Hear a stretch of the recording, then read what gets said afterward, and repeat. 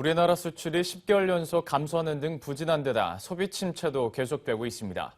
경제협력개발기구인 OECD도 한국의 올해 경제 성장률 전망치를 2%대로 하향 조정했는데요. 전문가들은 내년에도 크게 반등하기는 어렵다고 예상합니다. 이명재 기자입니다. 우리나라 경제가 수출 악화와 소비 부진 등으로 2%대 성장이 가시화되고 있습니다. 경제협력개발기구 OECD는 올해 한국 경제 성장률 전망치를 3.0%에서 2.7%로 하향 조정했습니다. 원화 강세 등에 따른 수출 부진과 메르스로 인한 민간 소비 침체, 대외적으로는 중국과 아시아 신흥국의 수요 둔화가 요인으로 작용했습니다.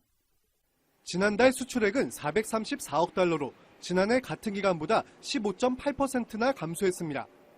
10개월째 수출액이 줄어든 데다 지난 2009년 8월에 20.9% 감소를 기록한 이후 6년여 만에 최대 감소폭입니다. 품목별로 보면 무선통신기기를 제외하고 자동차와 반도체, 선박, 철강, 석유화학 등 주요 품목이 모두 감소했습니다. 제조업 재고율의 경우 128.1%로 여전히 높은 수준을 기록했습니다. 소비 회복세도 더디기만 합니다. 소매 판매는 의복 등 준내구재, 가전제품 등 내구재 판매가 줄어 전월 대비 0.5% 증가에 그쳤습니다.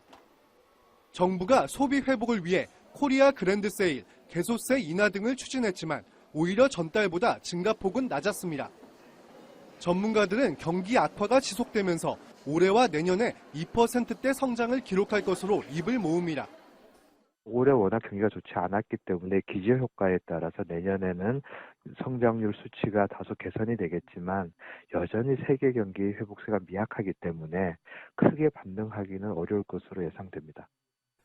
기획재정부는 경기 회복세를 유지할 수 있도록 9조 원 이상의 내수 보완을 차질 없이 추진하고 수출 경쟁력 강화와 4대 부문 구조개혁 등 정책 노력도 다하겠다는 입장입니다. 계속된 수출과 소비 부진으로 정부 전망치인 3.1% 목표 달성이 사실상 어려워짐에 따라 정부의 고민도 깊어지고 있습니다. 머니투데이 방송 이명재입니다.